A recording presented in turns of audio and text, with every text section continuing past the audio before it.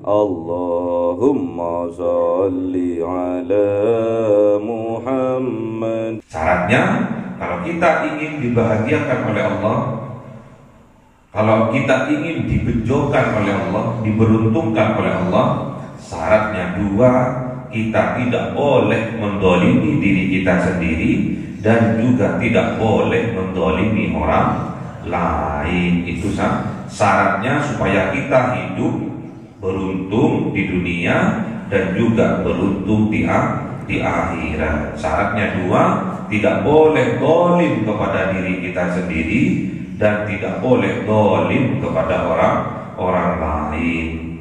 Dolim terhadap diri sendiri yaitu bentuk kekufuran yang kita kerjakan, kemusyrikan yang kita lakukan. Dolim kepada orang lain, menyakiti orang lain melalui lisan dan tangan kita. Kita harus jauh itu.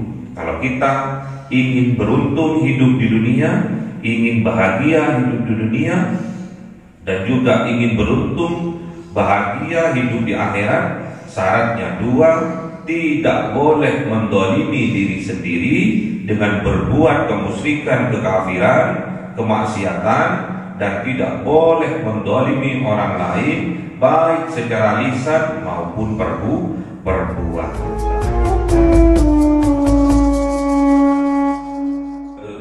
Mustafa Sayyidina Muhammadin sallallahu alaihi wasallam wa ala alihi wa sahbihi wa dzurriyyatihi wa ahli baitihi ridwanullah alaihim ajma'in. Siyaulillahi lahumul Fatiha. A'udzu billahi minasy syaithanir rajim. Bismillahirrahmanirrahim. Alhamdulillahi rabbil alamin arrahmanir rahim maliki yaumiddin. Iyyaka na'budu wa iyyaka nasta'in. Ihdinas siratal mustaqim. Siratal ladzina an'amta 'alaihim ghairil maghdubi 'alaihim waladdallin. آمين. لحضرة إخوانه من الأنبياء والمرسلين والأولياء والشهداء والصالحين والصحابة والتابعين والعلماء العاملين والمصنف المخلصين وجميع الملائكة المقربين وخصوصا عبد القادر الجيلاني ولله لهم الفاتحة. أعوذ بالله من الشيطان الرجيم. بسم الله الرحمن الرحيم. الحمد لله رب العالمين الرحمن الرحيم مالك يوم الدين. إياك نعبد وإياك نستعين اهدنا الصراط المستقيم صراط الذين أنعمت عليهم غير المغضوب عليهم ولا الضالين. Amin. Khususon orang tua kita, bapak dan ibu kita, sesepuh kita, para guru kita, minal muslimin wal muslimat wal mu'minin wal mu'minat al-ahya'i minhum wal amwat. Siyaulillahi lahumul Fatiha. A'udzu billahi minasy syaithanir rajim. Bismillahirrahmanirrahim. Alhamdulillahi rabbil alamin arrahmanir rahim maliki yaumiddin. Iyyaka na'budu wa iyyaka nasta'in. Ihdinas siratal mustaqim siratal ladzina an'amta 'alaihim ghairil maghdubi 'alaihim waladdallin. Amin. Bismillahirrahmanirrahim. Alhamdulillahi rabbil alamin wassalatu wassalamu ala sayyidina Muhammadin nabiyil ummi wa ala alihi wa sahbihi ajma'in. Rabbi zidna ilma wa wasi' bi rizqi wa barik fima razaqtana waj'alna mahbuban fi qulubi ibadika wa 'azizan bi uyunihim waj'alna wajha fid dunya wal akhirati wa minal muqarrabin katsiran nawali ya hasanal fi'alin ya ba'd bil zawli mubda bil mithal wa lakal hamdul minnatu wa syarafu ala kulli halin. Allahumma akrimna bi nuril fahmi wal hifdhi warzuqni al hikmah wa ilhamal malaikatul muqarrabin wa 'amalan maqbulan bil laili wan nahari arhamar rahimin. Rabbana atina fid dunya hasanatan wa fil akhirati hasanatan wa qina adzaban nar. Subhana rabbika rabbil izzati amma yasifun wa salamun alal mursalin walhamdulillahi rabbil alamin. Bi sirril Fatiha. A'udzu billahi minasy syaithanir rajim. Bismillahirrahmanirrahim. Alhamdulillahi rabbil alamin arrahmanir rahim maliki yaumiddin. Iyyaka na'budu wa iyyaka nasta'in. Ihdinas siratal mustaqim siratal ladzina an'amta 'alaihim ghairil maghdubi 'alaihim waladdallin. Amin. Allahumma shalli 'ala Muhammad ya Rabbi shalli 'alaihi wa sallim. Allahumma shalli 'ala Muhammad ya Rabbi shalli 'alaihi wa sallim. Sallallahu rabbuna 'ala nuril mubin Ahmad al-Mustafa sayyidil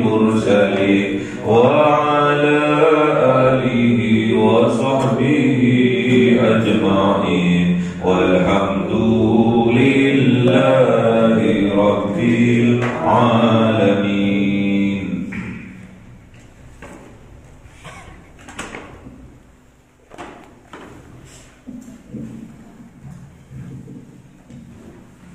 كلام قديم لا يمل سماعه تنزه عن قولي وفعلي ونياتي به أستوفي من كل داء ونوره دليل لقلبي عند جميع خيراتي فيا رب متعني بسر حروفه ونور سمعي وقلبي ومقلتي وهب لي به فتحا وعلما وحكمة وأنس به يا ربي بالقبر والسكي وصل وسلم كل يوم وليلة على ربه الرحمن يقبل توبتي وآلي وأصحابي كرام أئمتي بهم يغفر الغفار الذنب والزلات. أعوذ بالله من الشيطان الرجيم. بسم الله الرحمن الرحيم. Surah Al-An'am 135. أعوذ بالله من الشيطان الرجيم. بسم الله الرحمن الرحيم. قل يا قوم اعملوا على مكانتكم إني عامل فسوف تعلمون من تكون له عاقبة الدار إنه لا يفلح الظالمون. صدق الله العظيم. أعوذ بالله من الشيطان الرجيم.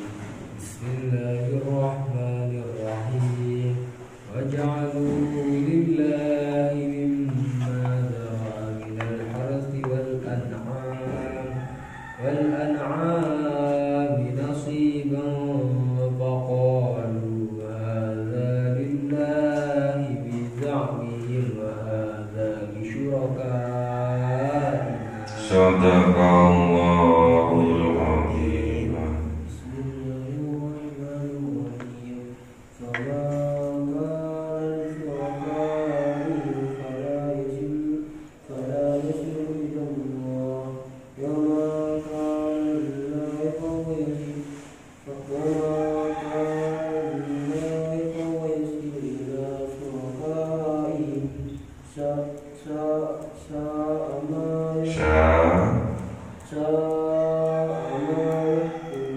Sadaqallahul azim. Bismillahirrahmanirrahim. Katakan wahai kanjeng Nabi Muhammad, ya qaumi amalu ala makanatikum inni amil. Ya qaumi, wahai kaumku. Ya qaumi, wahai kaumku. Bedanya kaum sama umat. Kaum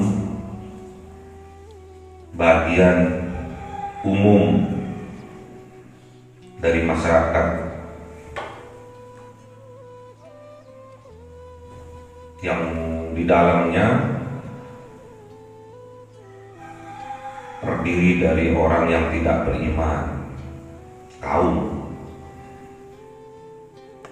Kalau umat khusus yang sudah beriman. Jadi bedanya kaum, masyarakat luas itu kaum. Ada yang beriman, ada yang tidak beriman, itu namanya kaum. Tapi kebanyakan kaum adalah orang yang tidak beriman. Kalau umat, orang yang sudah beriman, itu bedanya.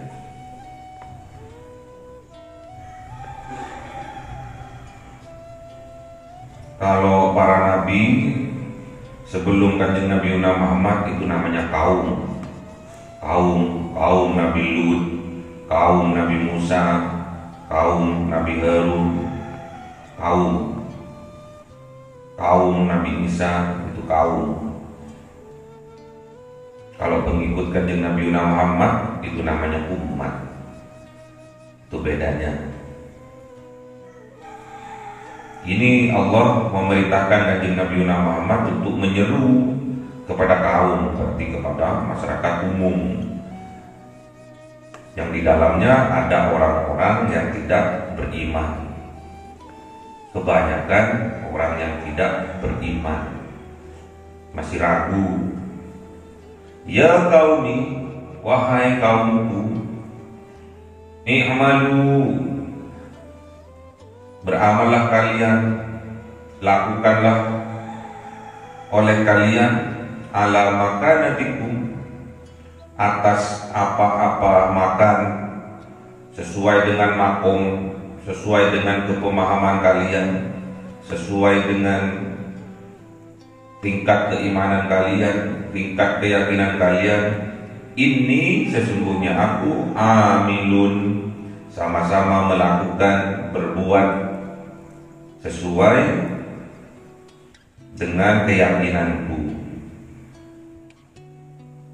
Fasawfa ta'lamuna, maka kelak ta'lamuna, akan mengetahui kalian, man takunu lahu aqibatud dar, siapa yang memperoleh lahu baginya aqibatud dar, dari kesudahan dar. Dar itu rumah atau desa di dunia. Jadi maksudnya besok kelak di yaumil qiyamah, dari kesudahan kehidupan di dunia. Innahu la yuflihul zalimun, sesungguhnya la yuflihul zalimun, sesungguhnya tidak akan beruntung orang yang berbuat kezaliman. Jadi di masanya kanjeng Nabi Muhammad SAW, kalau urusan tentang sosial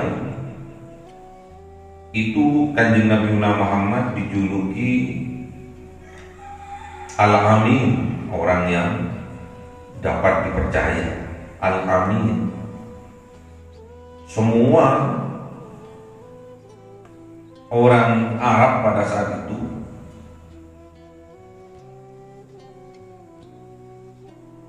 berkeyakinan bahwasanya kanjeng Nabi Muhammad orang yang dapat dipercaya. Tidak ada lagi orang yang dapat dipercaya melebihi kanjeng Nabi Muhammad. Makanya kanjeng Nabi Muhammad dijuluki Al-Amin, orang yang dapat dipercaya.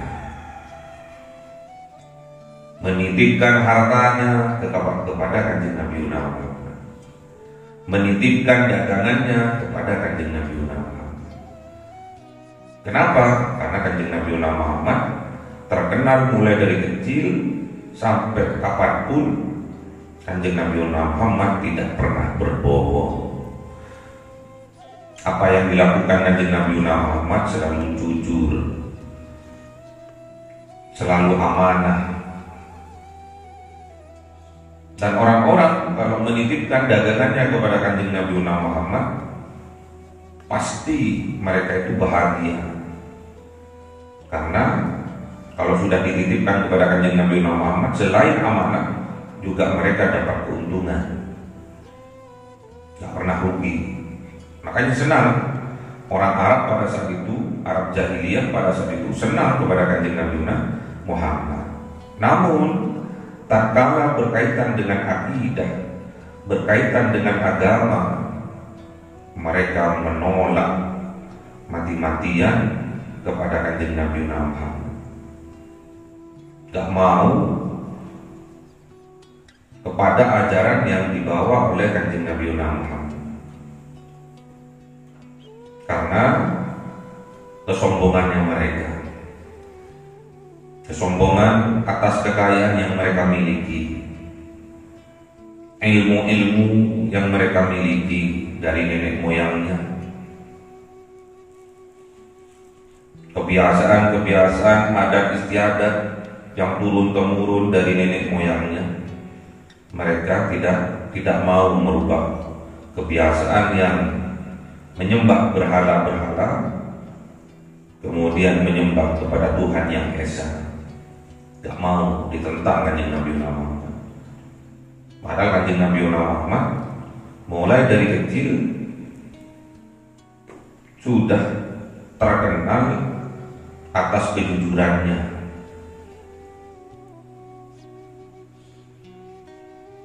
atas amanahnya, sudah terkenal Kanjeng Nabi Muhammad. Namun kalau urusan akidah, urusan agama, hilang itu semua, tertutupi oleh kesombongan mereka. Makanya Kanjeng Nabi Muhammad tatkala berdakwah suruh berhenti berdakwah. Mau digaji Kanjeng Nabi Muhammad, mau dijadikan pimpinan Kanjeng Nabi Muhammad, terus mau dinikahkan dengan perempuan yang tercantik pada saat itu, diberi kekayaan yang luar biasa Kanjeng Nabi Muhammad. Namun apa kata Kanjeng Nabi Muhammad? Andaikan matahari di tangan kananku, rembulan di tangan kiriku, aku tidak akan pernah berhenti untuk berjuang berdakwah. Itulah jawaban dari Kanjeng Nabi Muhammad. Sampai suatu saat Kanjeng Nabi Muhammad ini mau hijrah dari Mekah ke Madinah. Kemudian amanah-amanah yang dititipkan kepada Kanjeng Nabi Muhammad oleh orang-orang pada saat itu dialihkan kepada Sayyidina Ali karramallahu wajhahu. Sampai suatu malam tatkala Kanjeng Nabi Muhammad hijrah berangkat, yang menggantikan posisi tempat tidurnya Kanjeng Nabi Muhammad adalah Sayyidina Ali karramallahu wajhahu.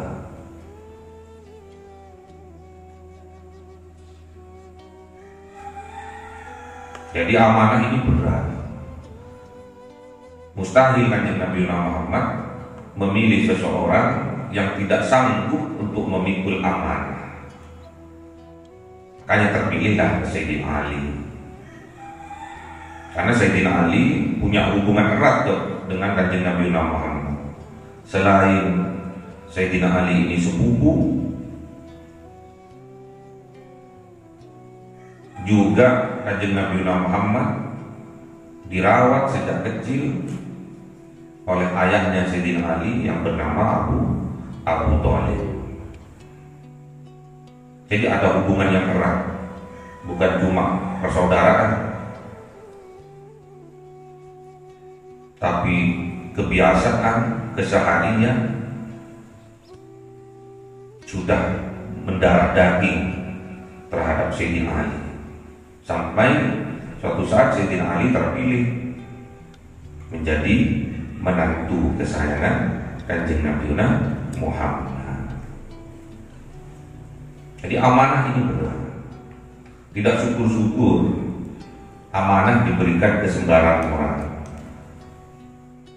Tidak syukur-syukur sembarangan memberikan amanah, apalagi orang yang diberi amanah tidak sanggup untuk memikulnya. Sama kiai-kiai, ulama-ulama tidak sembarangan memberi amanah, tidak syukur-syukur mengijazahkan sebuah ilmu, karena ilmu itu adalah nur. Ilmu itu mahal, harus kita peroleh dengan perjuangan, bukan diperoleh dengan keuangan, tapi harus diperoleh dengan perjuangan. Harus diperjuangkan ilmu itu. Kalau sekarang dikit-dikit ajastukum, dikit-dikit diijazahkan, dikit-dikit diijazahkan, akhirnya pasarnya murahan. Amalan dikit-dikit diijazahkan, dikit-dikit diijazahkan di tempat umum. Padahal dauhnya Gusti Allah di dalam Al-Quran, la yastaru bi ayatillahi thamanam qalila. Jangan engkau tukar ayat-ayatku, mukjizat-mukjizatku, kekuasaan-kekuasaanku, karomah-karomahku thamanam qalila, dengan harga yang sedikit, dengan harga yang murah. Maksudnya cara memperoleh ilmunya itu dengan sangat gampang, harus butuh perjuangan. Seperti kalian jam 2 bangun, mandi, sholat, itu perjuangan. Berarti nanti tatkala sampai sudah mencapai kesempurnaan baru diijazahkan. Kalau masih beliau suruh jangan tidur ya. Duduk. Kalau boleh sudah selesai, zikirnya sudah selesai, wiridnya sudah selesai, lanjut ke tilawatil Quran, qiraatil Quran. Buka catatan yang kemarin, ngantuk duduk, nggak apa-apa. Jangan diteruskan, kalau diteruskan lemah. Bukan menguatkan, tapi melemahkan. Katanya mau niru Kanjeng Nabi.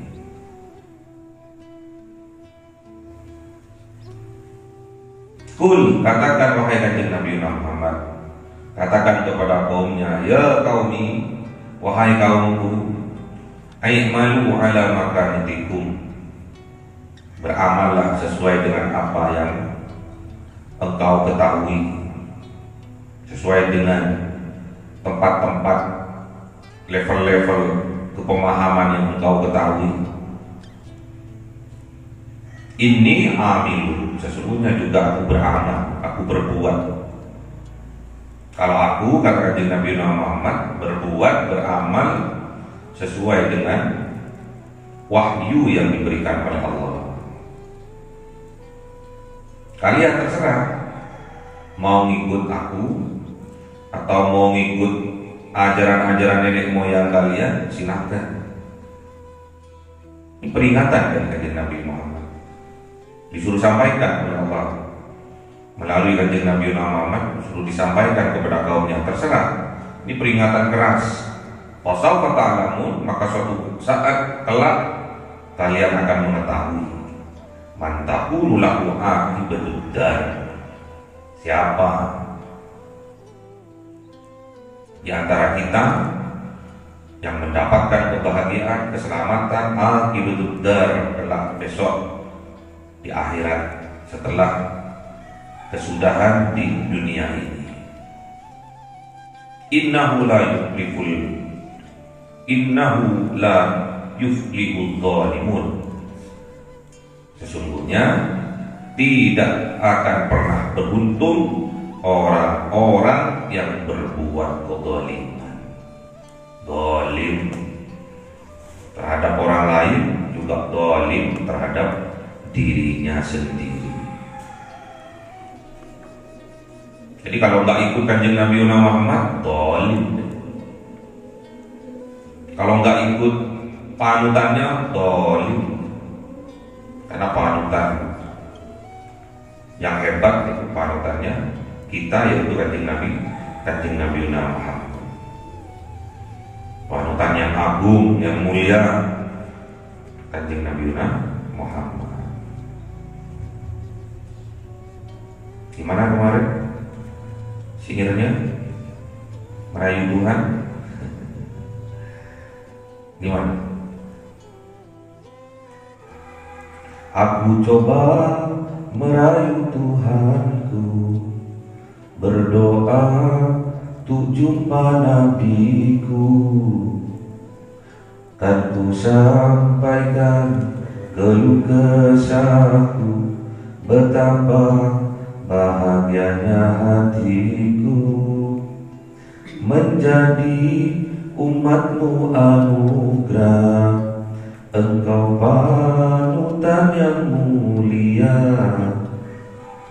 aku sampaikan sholawat cinta, semoga dapat syafaatnya. Jadi panutan yang mulia itu Kanjeng Nabi Muhammad. Diteruskan oleh para pewaris-pewarisnya, yaitu para ulama. Jadi kalian berbuat, kalian beribadah, yang harus kalian contoh adalah Kanjeng Nabi Muhammad. Jadi syarat-syarat keilmuannya itu nyambung. Kanjeng Nabi Muhammad, para sahabat, para tabi'in, sampai para ulama sekarang. Jadi yang kita contoh Kanjeng Nabi Muhammad melalui ulama-ulama kita, melalui kiai-kiai kita. Gak boleh menyimpang dari itu. Kalau menyimpang, ini peringatan keras. Wasaufa ta'lamun, maka kelak kalian akan mengetahui man takunu lahu aqibatud dar, siapa yang memperoleh kebahagiaan, keselamatan kelak di akhirat, setelah kesudahan di dunia ini. Innahu la yuflihul dhalimun. Ingat, sesungguhnya tidak akan pernah beruntung, tidak akan pernah bahagia orang yang berbuat kezaliman. Zalim terhadap diri sendiri itu namanya fahsya, zalim terhadap orang lain itu namanya mungkar. Makanya kuncinya adalah sholat. Kuncinya adalah sholat. Kelak di yaumil qiyamah yang ditanya pertama kali adalah sholat. Inna sholata tanha anil fahsai wal munkar. Sungguhnya sholat itu mencegah dari perbuatan keji dan munkar. Fahsa itu zalim terhadap dirinya sendiri, munkar itu zalim kepada orang lain.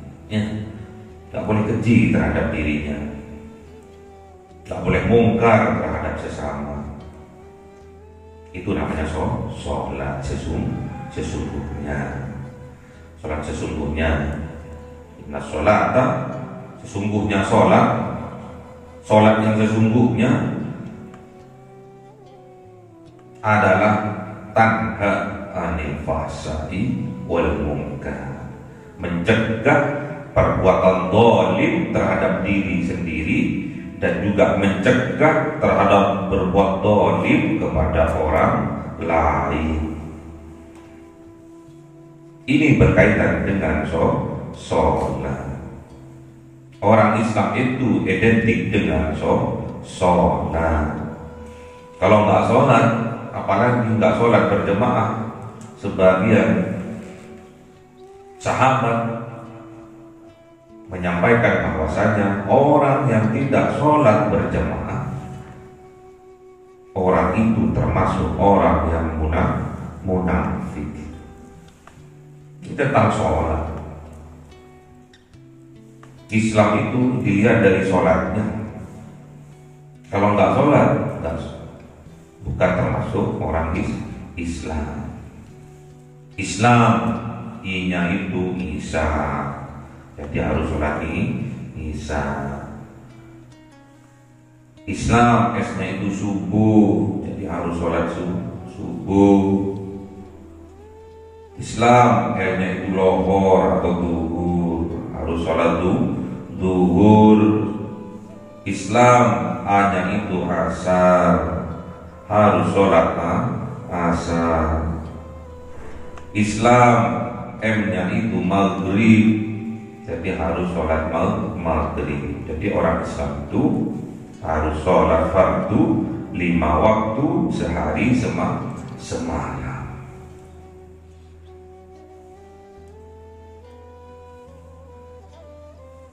Orang Islam itu, orang Islam yang sesungguhnya harus bisa menyelamatkan orang lain dari kejahatan lisannya dan juga dari kejahatan tangannya.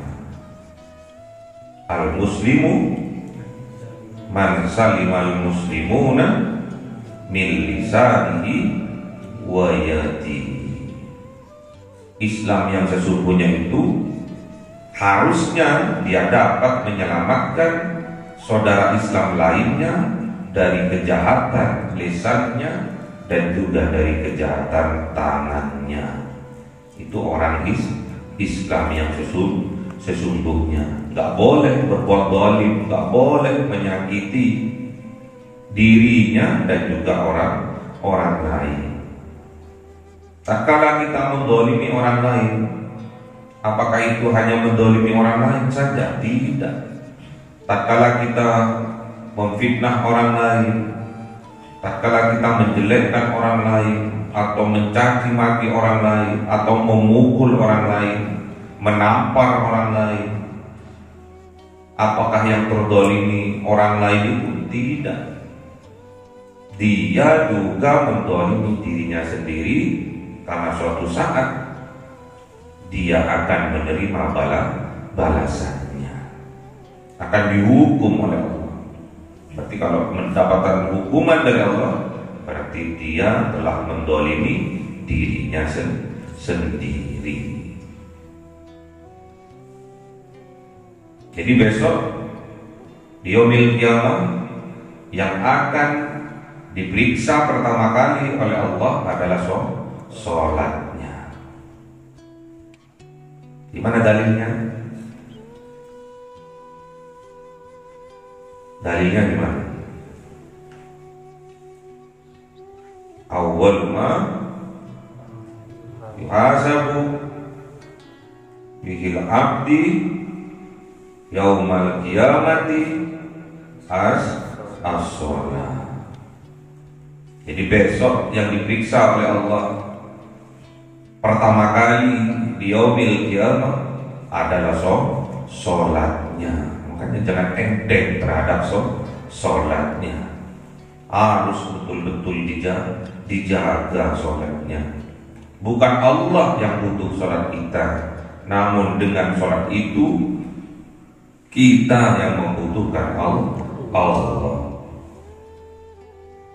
Waja'alu lillah, dan mereka orang-orang kafir, orang-orang musyrik Mekah pada saat itu, lillahi mimma dzara'a minal harthi wal an'ami, menjadikan mereka lillah kepada Allah mimma dari barang dzara'a yang menciptakan, yang menjadikan, minal harthi dari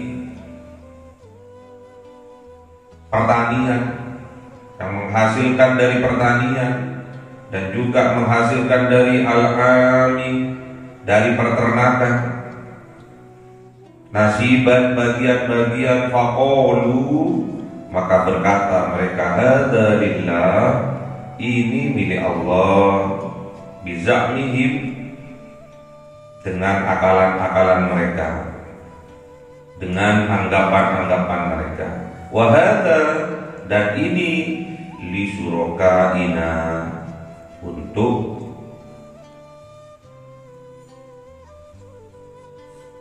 berhala-berhala kami.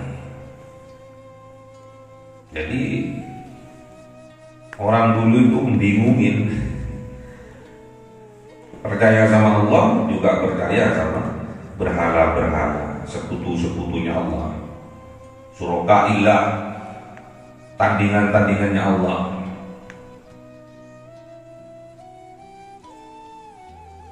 Jadi orang Makkah pada saat itu, orang Arab itu terkenal orang yang dermawan. Jadi kedermawanannya itu terkenal. Tidak ada yang melebihi orang Makkah, tidak ada yang melebihi orang Arab.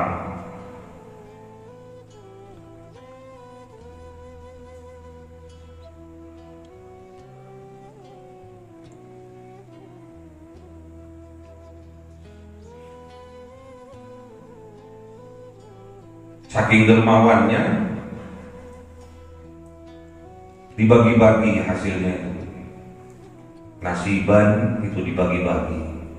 Hasilnya dari pertanian, hasilnya dari peternakan dibagi-bagi. Misalkan pertanian gandum dibagi-bagi, dipersembahkan, disodakohkan. Yang ini milik Allah, diberikan kepada fakir miskin, sosial, dan juga diberikan kepada berhala-berhala. Wahada disurkaina, dan sebagian dari rezekinya itu, penghasilan dari pertanian dan peternakannya itu, sebagian diberikan kepada berhala-berhala, dibuat sesembahan. Kalau sekarang sesajen. Fama maka barangkana ada barang lisurakaihim yang dipersembahkan kepada berhala-berhala mereka, fala yasilu ilallah, pastinya tidak akan sampai kepada Allah. Dan sebaliknya, wa makana lillah, dan barangkana ada barang lillah yang dipersembahkan kepada Allah, fa huwa yasilu ila surakaihim, maka ia akan sampai kepada fakir miskin, kepada sosial-sosial, dan juga kepada berhala-berhala mereka.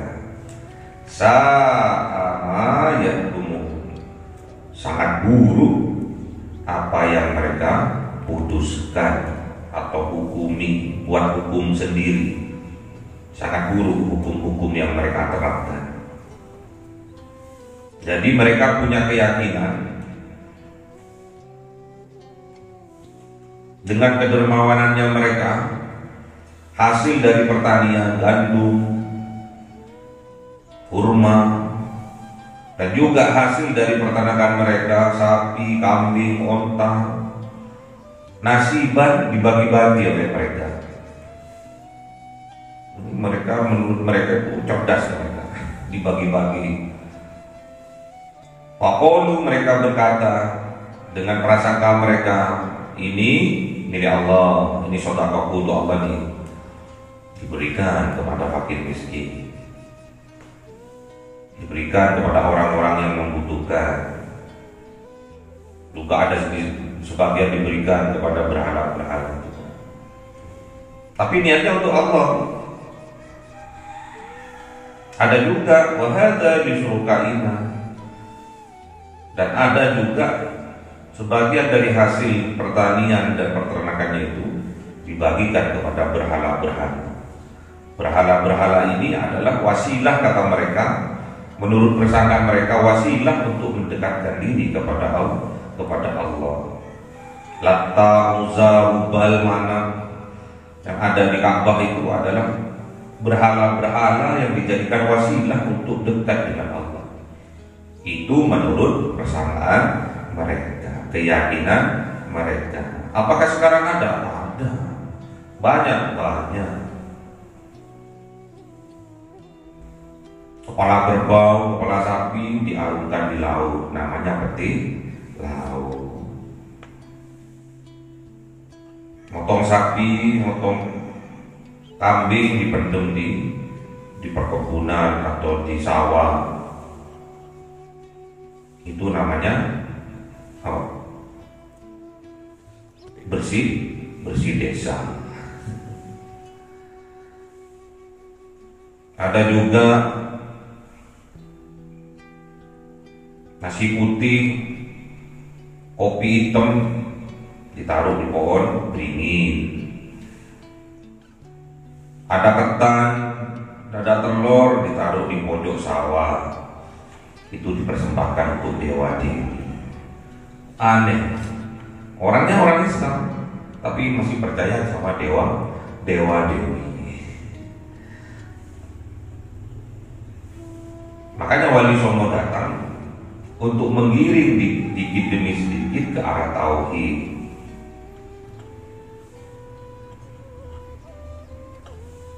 Tapi kebanyakan masih tetap berjalan karena itu dianggap budaya. Tatkala mengarungkan kepala kerbau di lautan, kepala sapi di lautan. Sebetulnya kalau nyembelih sapi nggak usah diarungkan ke lautan, dibawa ke rumahnya kiai biar bisa dibuat sop kepala, sop lidah. Diambil ceceknya, diambil jimurnya, dibuat rujak jimur, didoain sama kiainya, tambah barokah.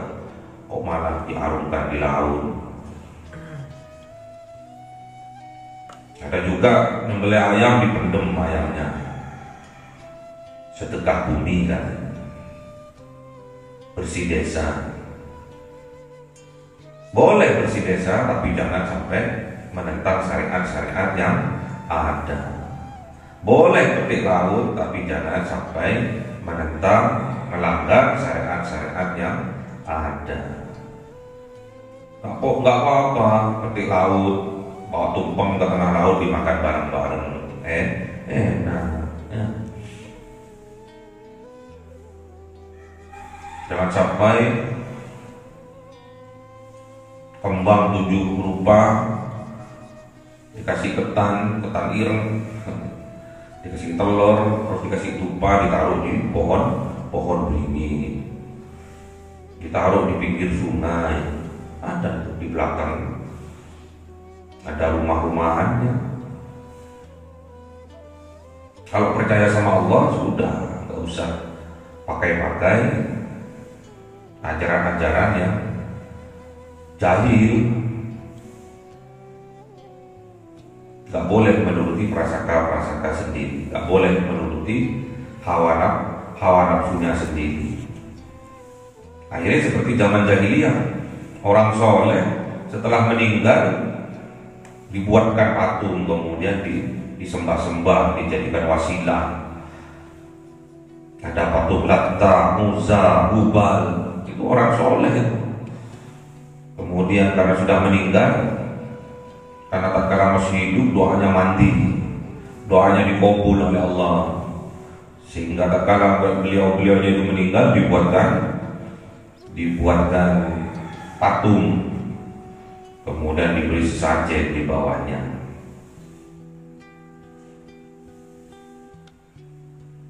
Ada yang seperti itu. Ada keyakinan setiap malam Jumat Legi buat kopi, buat nasi putih, terus ditaruh di pojok, nggak dimakan.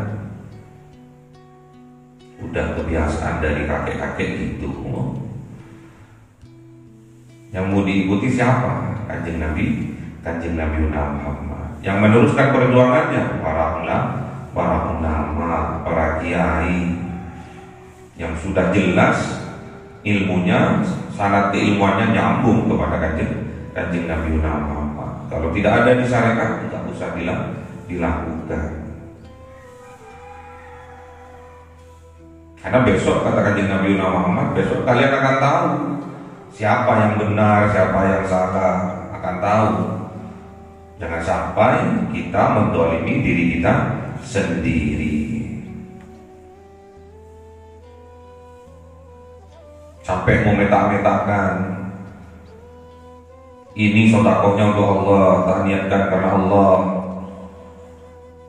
tak berikan kepada fakir miskin, tak berikan kepada panti-panti sosial, sebagian juga tak berikan kepada berhala-berhala, taruh di sungai, ditaruh di pohon beringin. Ada juga sebagian sedekahnya itu dipersembahkan untuk berhala-berhala dan tidak diberikan kepada orang lain, namun diberikan kepada yang ngurus berhala. Kalau sekarang juru kunci berhala, kiai-kiainya, kiai-kiai berhala ini, menandakan pada waktu itu orang yang ngurus berhala itu malas untuk mencari kerja, mencari rezeki itu malas. Makanya dia buat aturan-aturan sesuai dengan hawa nafsunya. Gitu loh, kamu dapat untung banyak dari ternakmu, persembahkan wis galata, ke Uzza, ke Hubal, judrungane, burine diambil pengurus berhalanya. Sama seperti sekarang, buat-buat aturan-aturan sendiri, ujung-ujungnya diambil oleh pengurus-pengurus berhalanya. Jangan sampai peringatan ini yang sudah diperingatkan oleh Kanjeng Nabi Muhammad kita lakukan, harus kita buang jauh-jauh, harus kita buang jauh-jauh. Jangan kita ikuti. Yang kita ikuti adalah tuntunan dari Kanjeng Nabi Muhammad. Yang jadi uswatun hasanah adalah Kanjeng Nabi Muhammad. Gak boleh yang lain.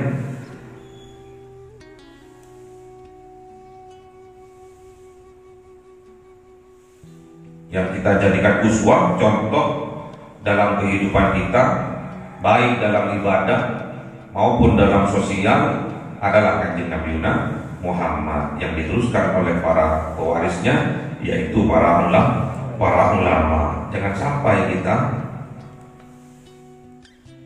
menuruti dari hawa nafsu kita sendiri, buat aturan-aturan sendiri. Banyak sekarang para santri juga seperti itu, mengikuti prasangka-prasangkanya sendiri, padahal tidak ada petunjuk. Kalau kayak gini pasti kiai senang nih, padahal salah.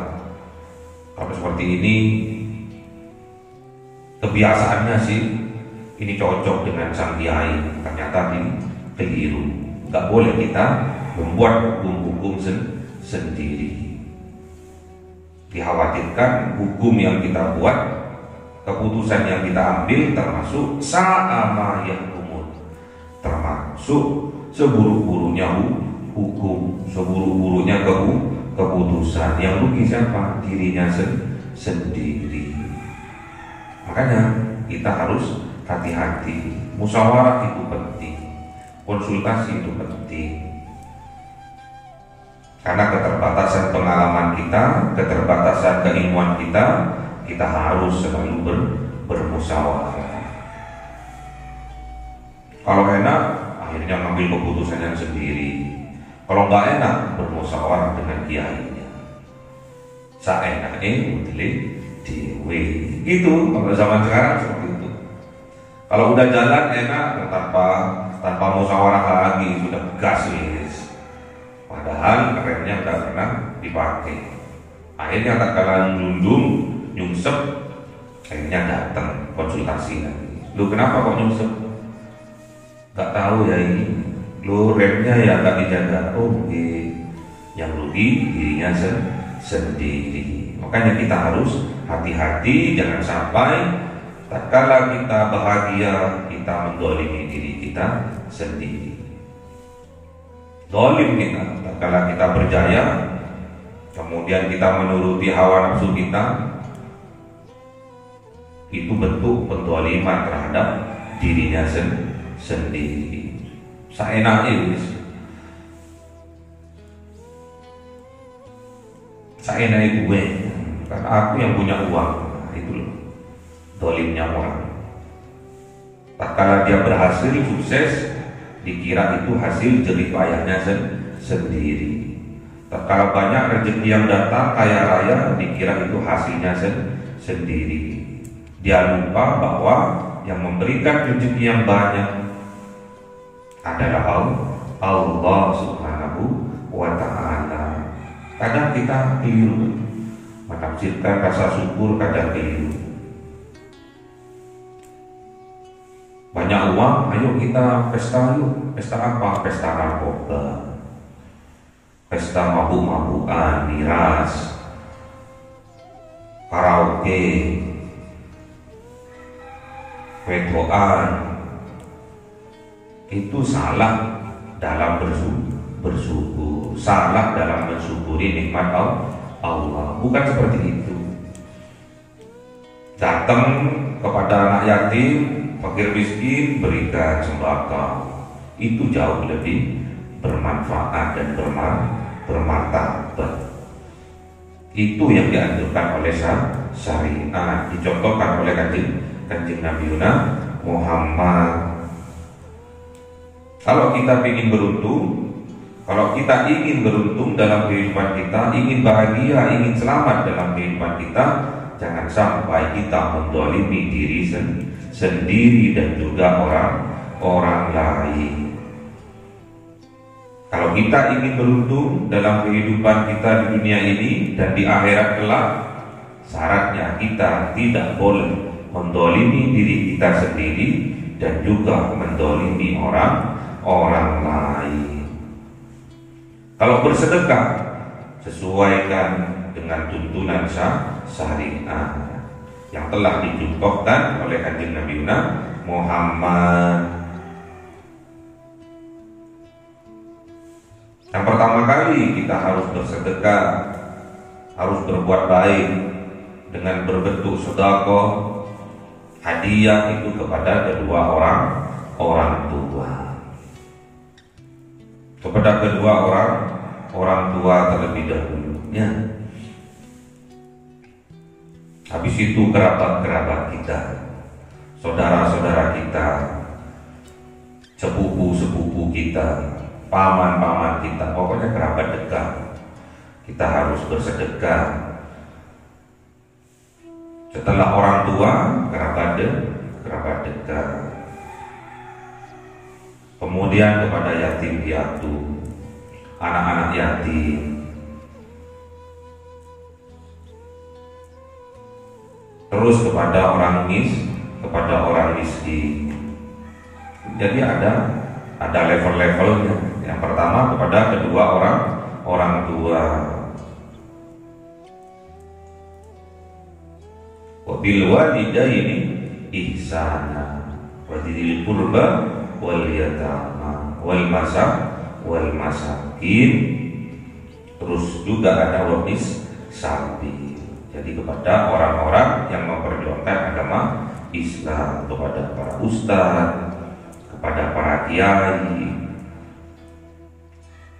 kepada pejuang-pejuang Islam, takmir, pengurus masjid, pengurus madrasah. Kita harus berinfak sedekah kepada mereka, yang terutama kepada kedua orang tua. Ya, ingat itu. Jadi tak kala besok kalian diberikan nikmat oleh Allah berupa kekayaan, harta yang melimpah, yang harus kalian bahagiakan pertama kali adalah kedua orang tua kalian. Yang harus kalian bantu adalah kedua orang tua kalian.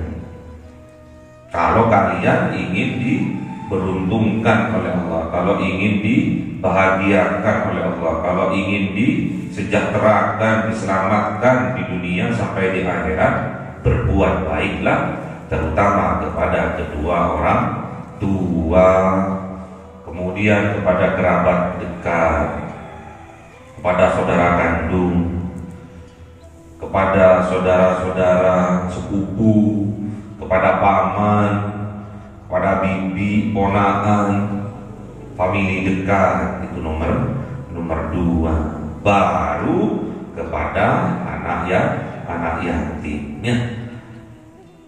Itulah tingkatan-tingkatannya. Namun kita sekarang itu beda. Aturan Al-Qur'annya seperti itu. Tapi tatkala kita berinfak sedekah, tidak memperdulikan saudara terdekat kita yang miskin, tidak memperdulikan saudara dekat kita yang yatim. Famili dekat dulu, setelah kedua orang tua, kemudian saudara dekat, famili, kerabat dekat kita, itu yang diutamakan. Baru setelah saudara-saudara kita sudah terpenuhi, ada sebagian rezeki masih ada, kita berikan kepada anak yatim, fakir miskin, ibnu sabi. Karena sudah jadi familiar di dalam kehidupan kita. Padahal saudara-saudara kita ada yang miskin, padahal ponakan kita ada yang yatim. Namun kita lebih mengutamakan yatim orang lain, lebih mengutamakan orang lain yang miskin. Itu gak sesuai dengan aturan yang ditetapkan di dalam Al-Quran. Orang tua nomor satu, ya. Yang diutamakan adalah orang tua, itu nomor satu. Kemudian keluarga dekat, kemudian anak yatim, kemudian orang miskin, kemudian ibnu sabil, ya. Itu urutannya. Jangan sampai kita keluar dari ketetapan hukuman yang sudah ditetapkan oleh Allah, ya. Tinggal diluruskan saja.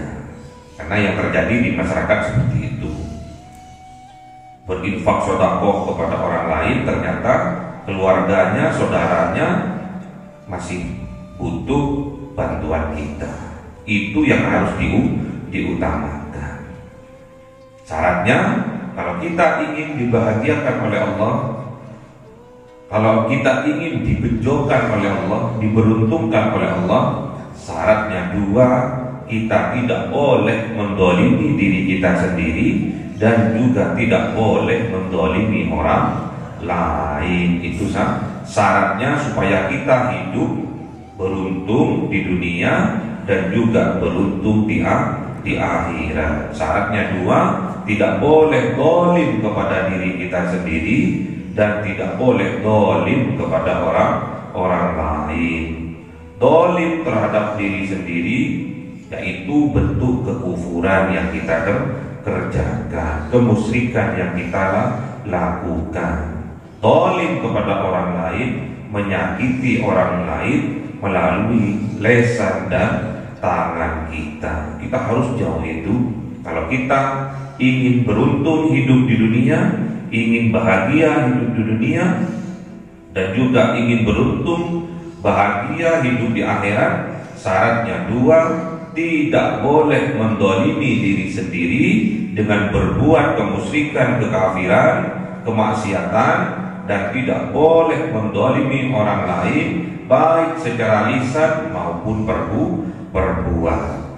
Allahumma arhamna bil Qur'an waj'alhu lana imama wa nura wa huda wa rahmah. Allahumma zakkirna minhu ma nasina wa 'allimna minhu ma jahilna warzuqna tilawatahu ana al-laili wa atrafan nahar waj'alhu lana hujjatan ya rabbal alamin. Cahaya 1000 bulan yang dimasukkan oleh malaikat ke dalam hati seorang hamba pilihan atas perintah Tuhannya, memancar dengan dahsyat penuh cinta, menembus relung-relung jiwa yang gelap penuh nista, berubah menjadi terang, penuh kasih sayang. Itulah Lailatul Qadar.